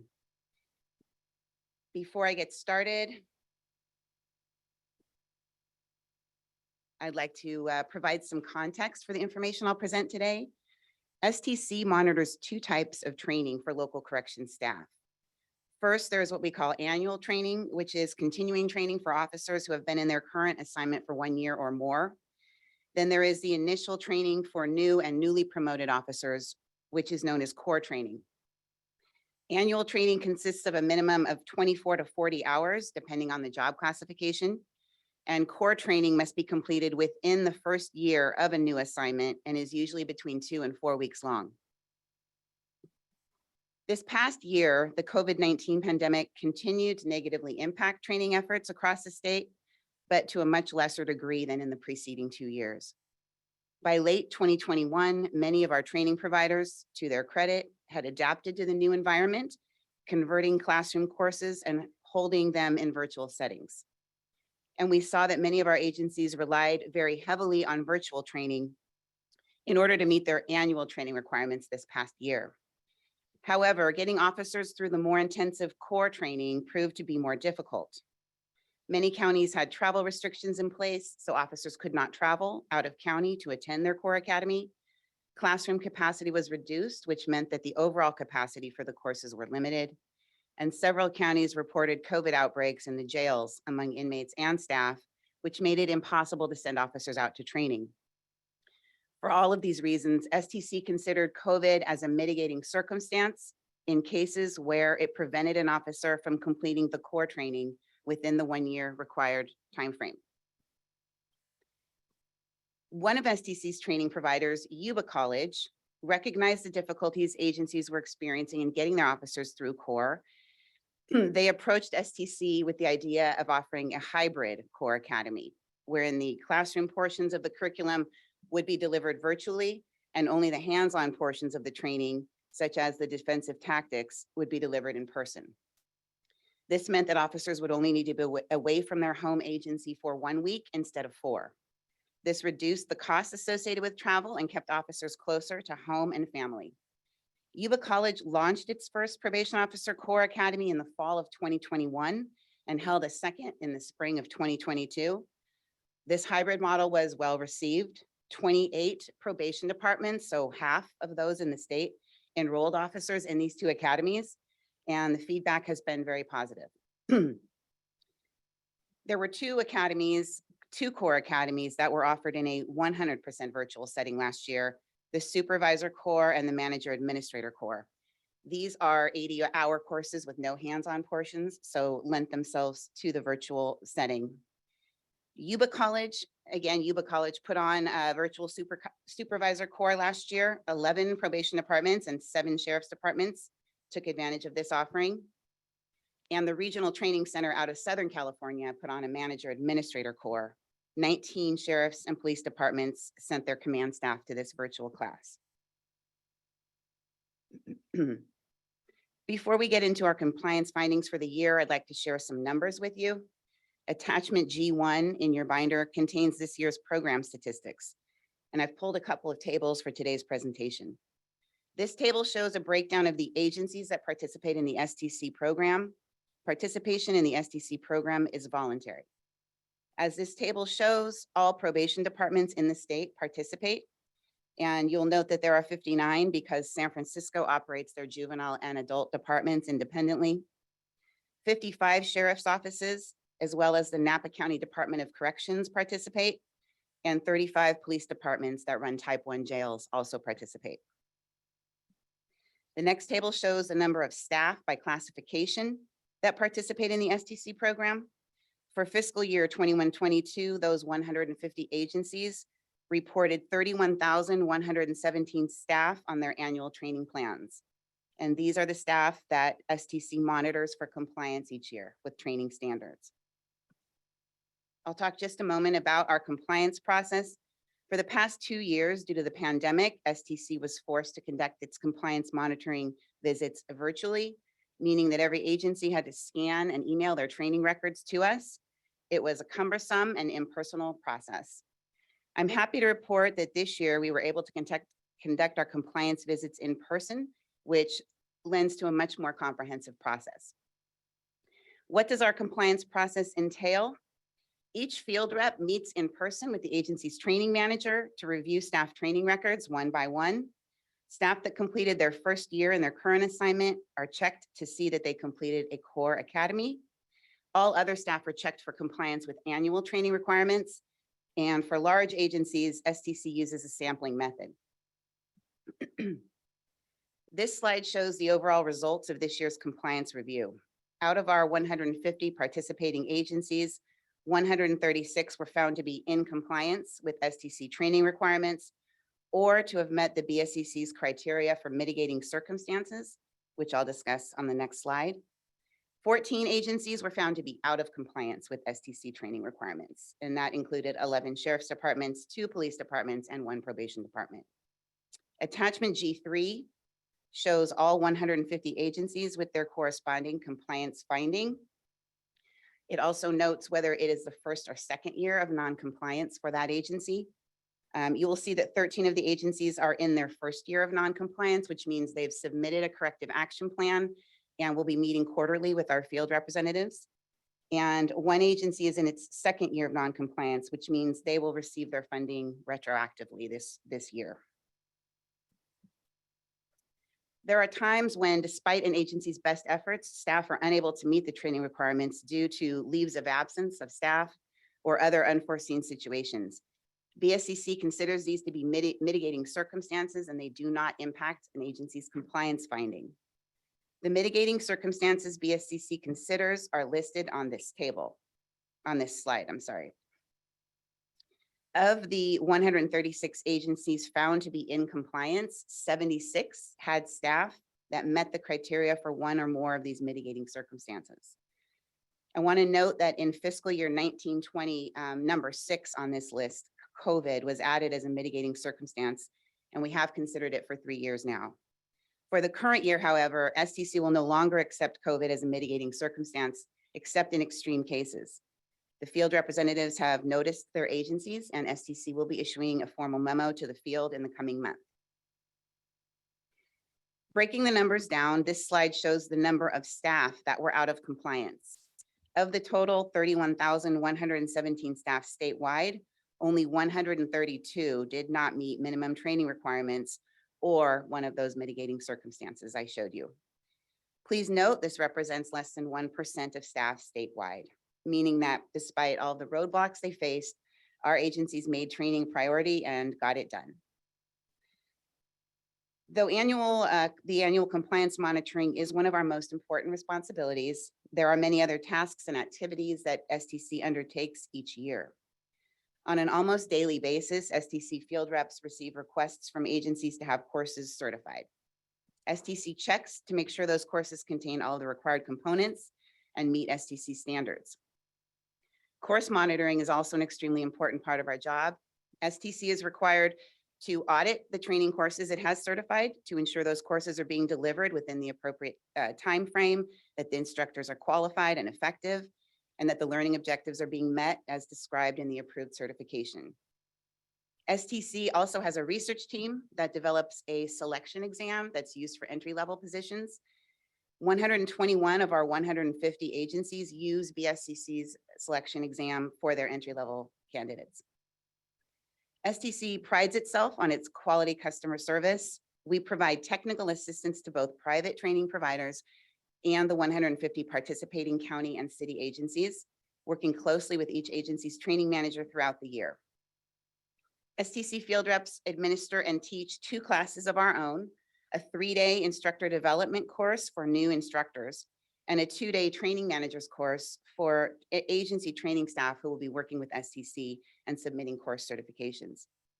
And finally, STC helps support 5 regional training association meetings, regional training associations, and we attend their quarterly meetings. These meetings provide a venue for STC training managers across the state to come together, share information, and receive updates from BSCC. This concludes my presentation today, and I'm happy to take any questions. Thank you, Pauline. I- Yes. I don't have a question, but I do have a comment. I want to thank STC staff for their flexibility and their assistance over the past couple of years, getting all of our staff trained. It has not been easy, and you have made it much easier locally. So thank you so much. That's good to hear. Thank you. I agree. I think, although, 14 agencies out of compliance this year sounds, a little bit, daunting. The truth of the matter is it's in their first year and we're coming, out of a pandemic. And I'm super hopeful that all of that solves itself with these corrective action plans going forward. We appreciate all the hard work you do. It's not been simple, but I couldn't help but grin when you said you had really good customer service, because I think that's factual. And we all know how important training is to our agencies and that we serve, and, the liability of people that run those agencies. So thank you for being, those individuals out in the field. We appreciate it. This is an information item. Want any further comment on this? I do have a comment. But first, let me begin by acknowledging the flexibility in the hybrid model, and just that's incredible. And the work that the division does is incredible. And I know this is just an informational item only. I'm going to risk a comment here. Knowing that I'm surrounded by probation chiefs, sheriffs, folks that have very vested interest in this, it's tough to recruit people, train them, get them on board where they're needed. It's very tough. But I just have to make this comment. Aren't we sort of wildly out of step with the amount of training for entry level folks in detention facilities and probation? From 2 to 5 weeks, there just isn't any other professional organization where a job this complex requires such limited training. I mean, the person that gave me this terrible haircut went through a process that was much, much longer.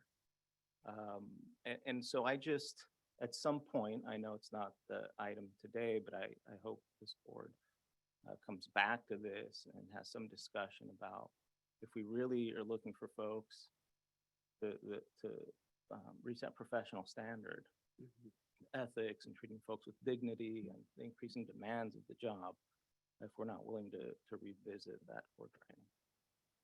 Yeah, thank you for saying that. And I will point out that 2 weeks pertains only to the supervisor and the manager administrator core. All of the other ones are a 4-week minimum. And what we administer are the minimum standards. And quite frankly, most of our counties add on a ton of agency specific material to their core academy. So it ends up being more like 5 or 6 weeks. So that 4 weeks is minimum. But I will also note that it's been almost 3 years since we did a revision to our core curricula, the juvenile corrections officer core, the adult corrections officer core, and the probation officer core. Though when we went through that revision process 3 years ago, we brought together many professionals. Obviously, we used the executive steering committee process. And we also used the results of a job analysis that we had done, a statewide job analysis. And so we are looking right now to, we're looking to assess whether we need to do another job analysis, first of all.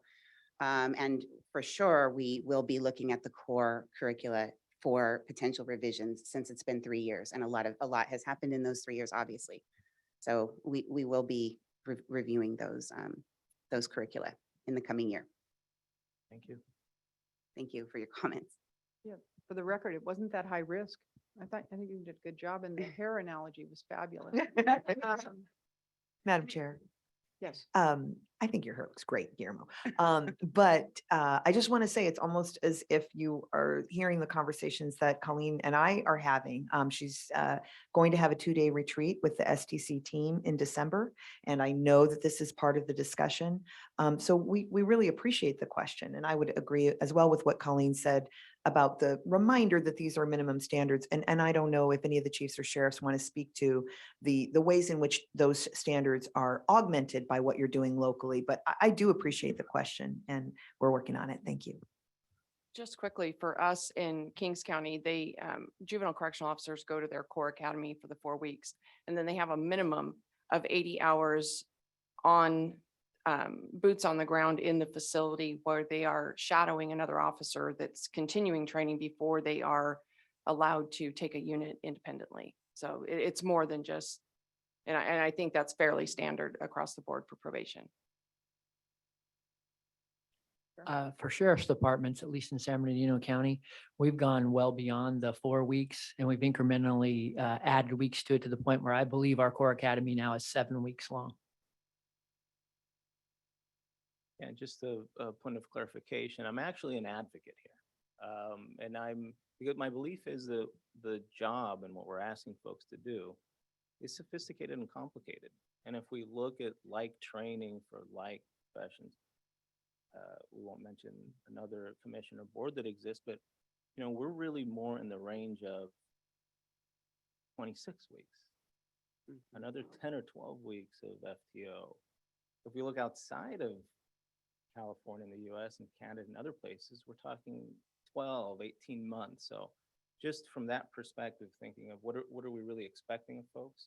What are we preparing them with? And not an indictment on the actual training or the folks that are having done it. Madam Chair, Kirk Haynes from Fresno and probation, and I completely agree with you. And I take no offense to your words at all. But what I think is a good conversation to have is the commitment to STC dollars. I think is one thing that I'm not sure if this is the forum to talk about that, but certainly the commitment that I believe our state could make to STC dollars for exactly what you're talking about, for the further development of our officers, whether they be sheriffs or in the probation realm, in light of all of the things that are coming to our agencies, whether it be juvenile realignment, adult realignment that happened a while ago, but all those opportunities for us to be able to make sure that we have best practices and the most up-to-date kinds of trainings that we need. And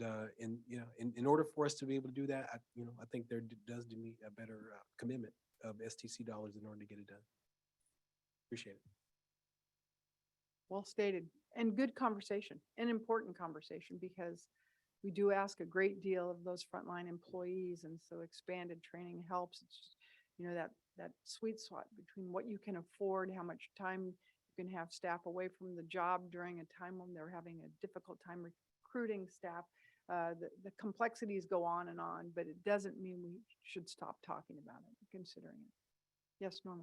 I just wanted to say, I just love this conversation, and it just really sounds like this board is really thinking about the folks incarcerated and also the staff that support the the organization. So I'm really excited about this conversation right now. So thank you. Thank you. Thank you. And thank you. Appreciate the comments. Appreciate it. Any members of the public that wish to comment on this item? I have no members of the public. Appreciate what you've done and all the hard work. And I can't really not ask for a motion because we don't vote on this. So I feel like I'm really going to get this one right. And another information item. In baseball, when they have a closer, and Allison has become our closer, don't they have their own song? And they do that's a big old deal. Allison, You want me to sing? yeah, well, I think you should get your closer song. She tends to be the closer for our agency at this juncture. And Absolutely. I would love to do that. I will not do that. I'll think more about it maybe next time. You will be grateful for that. Good morning. Good morning. I'm Allison Gantier, Deputy Director with the Facility Standards and Operations Division here at the BSCC. I'm here to provide the local detention inspection update. I'd like to provide you with an update on our inspections in general before I go into the detail of the inspection update. We are wrapping up our inspection cycle. It closes on December 31st of this year, just a few short weeks away. And we're going to begin a new cycle on January 1st of 2023. And that cycle will go for 2 years through December 31st, 2024. And as you'll recall, the Facility Standards and Operations Division was given an increase in resources recently to realize the enhanced inspection process to include more regular reporting to the board, unannounced inspections, and more frequent inspections. So we have begun doing all of those things. We have conducted several unannounced inspections over the past year in this cycle, and beginning with the 23-24 cycle, we'll continue to conduct those unannounced inspections as needed to follow up on items of non-compliance or address any other issues or concerns based on the field representatives' time spent in that county. Also, beginning in this cycle, we'll be conducting annual inspections of all juvenile detention facilities and all type 2, 3, and 4 jail facilities. So what's going to happen is that in the first year of the 2-year inspection cycle, year 1, we're going to be conducting an annual inspection, a comprehensive inspection of all of those facilities. And that will be looking at every applicable Title 15 and Title 24 regulation in that year one inspection. In the second year, the field representatives are going to conduct targeted inspections. They'll focus on a subset of regulations, not doing a comprehensive based on the previous inspection, items of non-compliance, feedback from the board, or other factors that appear significant, again, during the field representative's time spent in that county. And unannounced inspections are going to continue to occur throughout the cycle, throughout the 2 years, and we'll begin adding that to our updated reporting to the board. I was going to say, beginning in January 1st, 2023, we would be using our new inspections, new regulations during our inspections of adult detention facilities, but with the exception of the 2 that Aaron mentioned this morning.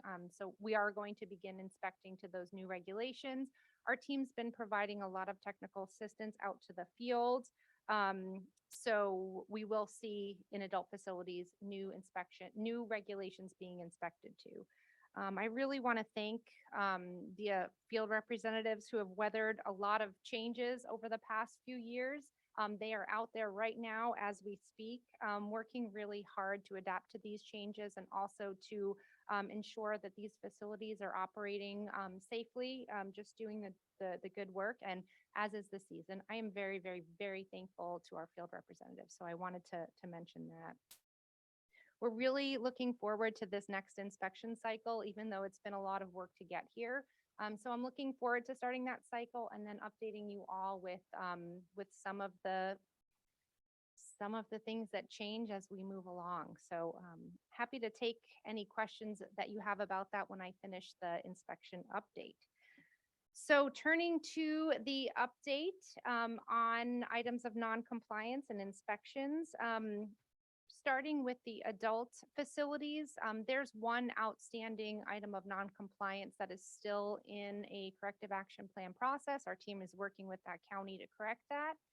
And the remaining items of non-compliance, as you can see, are mostly related to staffing issues, something that we've been talking a lot about in our board and our conversations with agencies across the state. So we will continue to update you on those. We don't have any recommendations to the board to bring any of those administrators before the board at this time. So moving on to the juvenile update, there is one outstanding item of non-compliance at a camp in Los Angeles, Camp Rocky. They are in corrective action actually this week. Field Representative Lisa Southwell, who spends the majority of her time in the facilities in Los Angeles, is in that county right now and is reporting back on the status of their corrective action. And if she's confident that the issue will be corrected, it is related to documentation of separation and room confinement.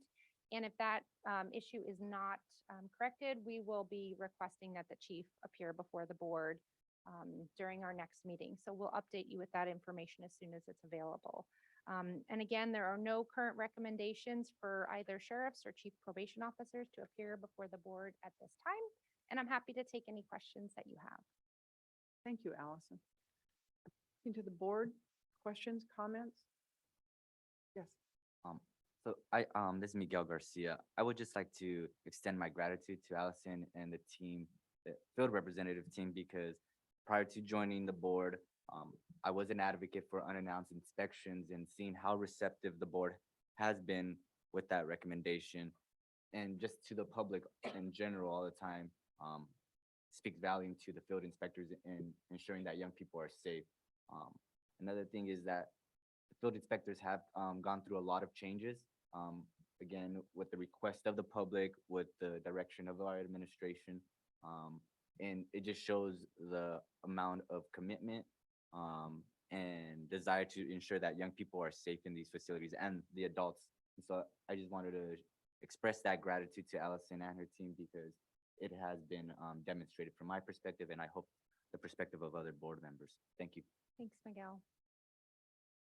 Thanks. Those are great remarks. And I continue to have experience every time I go out into the field, regardless of whether it's an adult facility or juvenile facilities. Sheriffs and probation chiefs alike all think that their field rep is the best and doing the best job in offering the greatest technical assistance. And even in instances where, we're struggling with compliance, we continue to move those agendas forward. And I think it's the professionalism of your staff that allows us to do that. It's a tough time, with an overlay of other agencies coming on board, and everybody trying to find their footing and stay in their lane and do the right things according to the policies of their various agencies.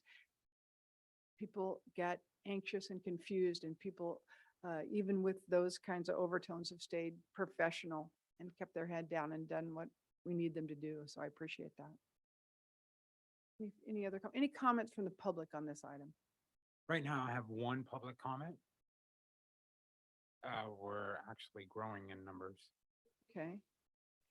We now have three members Okay. of the public. The first one would be Aditi.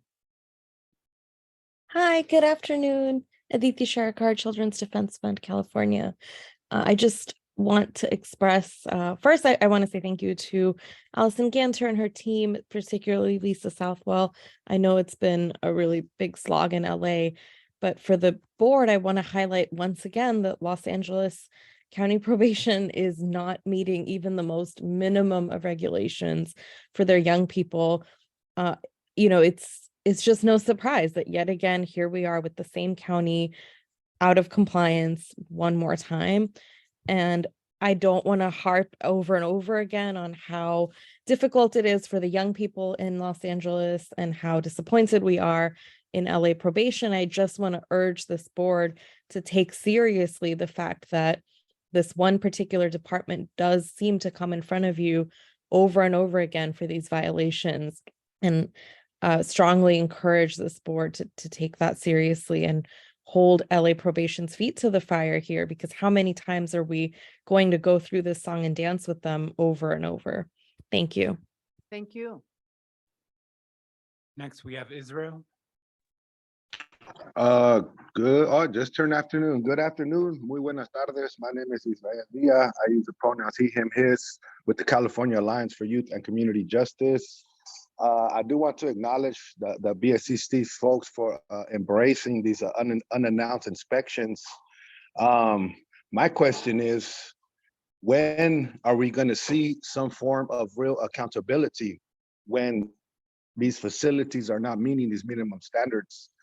There's been numerous horrific incidences that we know, and I don't want to, like they say, that same heart, but yes, in Los Angeles, where we have done this circles of non-compliance how many times, and at the end of the day, they're not being held accountable. What does accountability look like? What I'm struggling with is, we are, the systems are real big on holding us accountable and holding our kids accountable, who are, a lot of these kids are incarcerated because of accountability according to the system. But what does accountability look like when the systems are failing? Thinking of moving the young folks from one facility to another because an inspection was coming, and this is publicly known. It's like, wow, what does accountability look like for these folks? That's my question, and I hope that, beyond just embracing the recommendations of unexpected visits, that we start embracing the community screens for accountability, transparency, and accountability. Thank you very much. Thank you. And lastly, we have Nancy. Hello, everyone. Nancy Juarez with the Center on Juvenile and Criminal Justice. Sad I'm not there with y'all. I was over there a few weeks ago, so it's interesting to be back on Zoom. I just want to share and, echo what was said already with the inspections process. In LA, a lot of things have been uncovered, and I want to promote the board to move with the same urgency and pace with all counties, not just LA. A lot has been uncovered in LA because we've been looking, right? Because we've been looking at footage, we've been speaking to youth, and I applaud y'all for that, and I'm grateful for that. But I know that if that same process was taken up in other counties, a lot more would be uncovered. So I just urge that the inspections process can really look the same, and the same urgency that is being felt in LA that's carried out through numerous counties. If anything, this can be a way. This is like a sign to say, like, yes, this is the level of inspection that needs to occur in other counties. Because if this is happening in LA, where else is this occurring? Right. So I really encourage the process and the use of looking at footage, speaking to youth, doing unannounced visits, and that this is a process that's taken up across all 58 counties. Thank you. Thank you. There are no more public comments, Madam Chair. And I think I'd just like to, universally comment to Aditi, Israel, and Nancy, all that, we certainly hear you loud and clear, but we. Recording in progress. Whoops, sorry. But we also. A lot of Linda. We also take very seriously our role, and Allison has just reported out on inspection processes and, how we're moving forward in every county. We are not simply keeping an eye on Los Angeles County. We'll continue to hope that they will continuously improve, and if they do not, they'll be back before the board. We respect the process that the code provides us to manage individuals that are out of compliance. And I think what we've demonstrated that we're not timid about moving forward and taking action when needed to. With that said, due process is, of course, a legal term that I'm sure Aaron wishes I would not use, but people deserve due process when we find these kinds of out of compliance issues, and we're honoring that also. So it's not that we don't hear you. It's not that we're specifically keeping only an eye on Los Angeles County. We're doing our work across the state, and appreciate the reminder. I think we're trying to stay close to the ground and get it done appropriately. That's all I would offer at this juncture. Anything else from any of the board members? Okay, that concludes our official agenda. Now we move to the last portion of the agenda, where we are allowed to do public comments by anyone who wants to comment on any item that may or may not have been agendized for this meeting. And so I would ask Adam if we have anyone. I'm going to call back Carol Marin from the beginning of the meeting, if she's still around. If not, I have one other public commenter. That would be Paula. Thank you. Thank you. Should I begin? Yes, thank you, Paula. Okay, thank you very much. So I wanted to, first of all, thank you so much for the work that you are doing. You have an incredibly hard task with all of these different programs, and keeping them in mind and doing the job you do is just terrific, both the board and the staff. But I did want to bring up the gun buyback and the delay on the gun buyback program. I understand that the problem is that we haven't been able to get people to volunteer for the ESC. I am a member of a nationwide gun buyback group. I am more than happy to help. I already put in my application to be on this committee, but have heard nothing. And I just wanted to say, I know that gun buybacks aren't the top of everyone's mind. They are of mine. I live in Oakland. I have no other way of getting the guns off the streets. We know from the work that Professor Wintemute has done at UC Davis that having a gun around means that there will be more homicides, more suicides, and more domestic violence. So we've got to get rid of these guns. And the best way to do it that we have right now is gun buybacks. And so I really want to encourage you to push forward with that gun buyback program. And as I said, if you need help from the community, there are people that we can make connections to. Again, thank you so much for your work. Thank you. And our last public commenter is Nancy Juarez again. Hi, Nancy Juarez, she, her with the Center on Juvenile and Criminal Justice.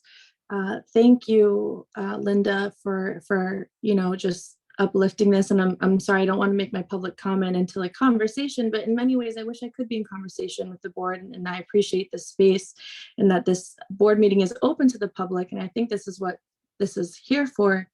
And I appreciate you saying you respect the process, but for me, where's the line? Because when 70 girls come forward about being sexually assaulted by staff in a facility that's supposed to be looking after them, caring for them, helping with the rehabilitation, but in fact, there are more traumas being done to them. And I'm actually surprised that this board didn't talk about that lawsuit, that didn't talk about those 70 girls, that's swept underneath the rug. And if it's happening in LA, we know it's happening in other places. So respecting the process, when does that lead to harm? When does that lead to us following a process, but in what's the cost of that, right? And for me, sometimes I don't even understand the process of when something comes up, this oversight body, when something comes up and y'all find out about it, and then that opens up a whole new 90-day window or 60-day window or another window for another inspection period. And then they have more time to figure it out. And then new violations come up and then there's a whole other process. So we never actually hold anyone accountable. It feels like this feels like respecting the process means disrespecting the people inside, the people that we're supposed to be protecting, and that the BSCC is supposed to have this oversight over. Again, I really, really, really appreciate the inspectors down in LA for implementing a lot of the suggestions that we had put forth with doing the unannounced visits, with looking at footage. I don't want to undermine that at all, but I have to just say that when respecting the process means more trauma, where is the line, right? And I hope that this board will talk about eventually or uplift the fact that 70 young girls came forward, right? So I'll leave it at that. Thank you. Thank you. There are no more public comments. All right. That will adjourn the meeting, and we'll see you all February 9th. Until then, have happy holidays, and we'll see you in other venues, I'm sure.